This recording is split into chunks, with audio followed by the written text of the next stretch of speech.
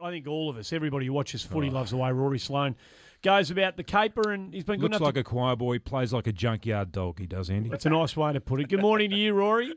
Morning, Andy. Morning, Tim. How are you? And Good on Kim, you, Rory, and David congratulations on your performance at the weekend. That was just mighty. Yes. Yeah, cheers, mate. That was, oh, look, we've been playing some half-decent footy the last couple of weeks. We couldn't string it all together for a consistent amount of time, and it was just good to finally do so against good opposition. Roy, I watched that game closely. Now, Geelong was scoring so efficiently. Did you as a group understand how they were scoring so efficiently, and did you feel as a group that would turn at some stage?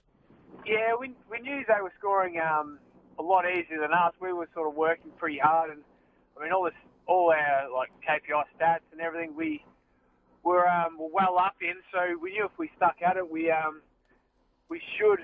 should kick a few goals, which was the key in the end. But that was a problem. They were scoring fairly easily and getting those ones over the back and just some easy goals, which do deflate you a little bit. Now, Rory, feel free to, if any stage during this interview you just want to pull over and pick up some Crow fan that's heading to training this morning, okay? I've thought about that before, and I've never been game enough to do it, but how nice is Sando? He's just an absolute gentleman, isn't he? Did that surprise you that the coach would do that?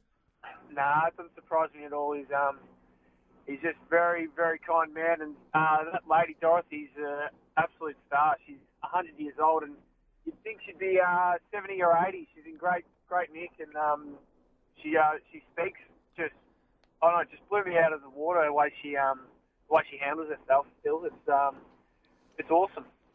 I've thought about doing that when I played for the Kangaroos, Rory, just to make sure they actually got to the game because we didn't have that many that many fans there. But it's been a different week at Adelaide this week. Dean Bailey walks back in this week. How much have you missed him, and what in particular this year has been lacking in terms of that intel from the coaching staff? Well, I guess it's just another head to have around the place. It's obviously been a bit more of a stressful environment this year, and to have his experience, he's obviously been in similar situations before, but definitely to have his experience back is going to be awesome. And he's been missed. He's got a great personality as well, Bales. And look, you miss those sort of heads around footy clubs, and it's going to be great having him back. He's just a great personality, and he obviously has got so much experience as well. So hopefully for the last 6 weeks we can string a few more consistent games together and I'll really shake up a few teams, hopefully. You mentioned 6 weeks to go, and there is still some footy to be played. It's too early for, kind of reflecting on the year that was, but no Taylor Walker at all throughout the year. Does it feel like it's a wasted season to some degree? What might have been had he been fit and firing? So you can't afford to think like that. Like it is tough. It has been a tough season, but as I said, there's 6 weeks left, and that's way too early to be writing off this season and start thinking about next year already.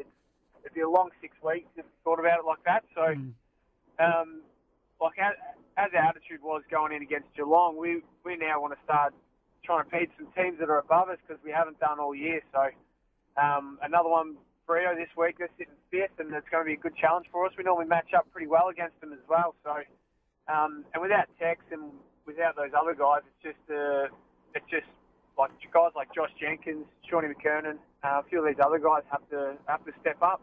Rory, there looked like there was a lot of emotion in the three-quarter time huddle speech from Bretton Sanderson at the weekend. Was he talking about that last quarter against Geelong at the weekend? Season was on the line. This is it, boys. We lose this, we can't make the 8. Or was there a discussion about the 8 and how you were still playing for the 8 in that last quarter? No, not at all in that last quarter. That was more about sort of sticking at what we were doing because, as I said before, we were playing really good footy and we just couldn't seem to convert and kick goals. So it was more about sticking at it and just believe that we'll kick a few goals and once we kick one, then get the next one and the one after that. So, but yeah, there was a bit of emotion in it. He was pretty fired up, Sando, and I think that was good. I think a few guys needed that little bit because we dropped off against Collingwood the week before in the last quarter, so it definitely helped.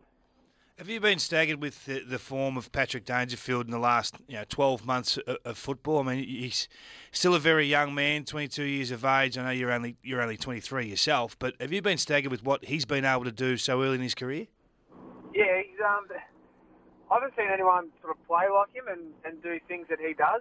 I know some of the stuff he plays like a 30-year-old, and he's got the speed of just anyone. But some of the things he does, like ripping balls out of packs, getting up with guys on him, and trying to run away, it's almost cheeky. Like, I don't know anyone else who tries to do that, and he can do it. He gets away with it.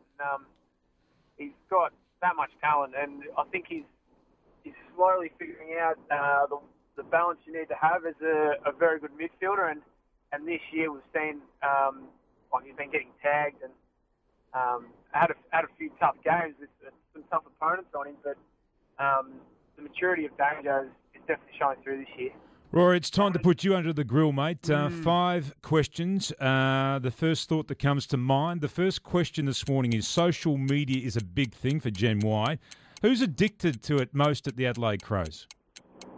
Matty Gench and Taylor Walker. Taylor Walker's, have you seen some of his tweets? Oh, it's unbelievable. He's borderline. I don't know how he still gets away with things. Yeah, he should have been shut down. Should have been shut down. Now, Good start. Should have been shut down. which of your teammates is the first one to check the papers to see if Michelangelo Rucci's put them in the best players? Danger, definitely. Gee, you enjoyed that win at the weekend, Danger. Now, who's the worst player? You do a lot of flying. Who's the worst player to get stuck next to on a plane? Jared Petrenko is he's afraid of flying and gripping his seats, and he sweats a lot as well when he flies. So probably him. I have to put him on. He hates it. They'll have to put him on the train. What's the hardest thing about being a Melbourne boy in South Australia? I suppose you miss your mates. Yeah, all your friends are back home. Fair I've got enough. nothing funny for that one. Sorry, mate. No, No, that's answer. okay. Great answer. And this one, you'll have some fun with this. Who's the tightest, meanest, stingiest teammate you got there at the Adelaide Crows? Oh, one you wouldn't know about. Probably Ben Rutten. Really? Yeah, might have slipped under the radar on that one, but I've got him. He's on my radar. Hey, Got good you, Rory. work. Great to have you on the show. Keep up the good work. We love watching you play footy, mate. Thanks very much for having us, guys.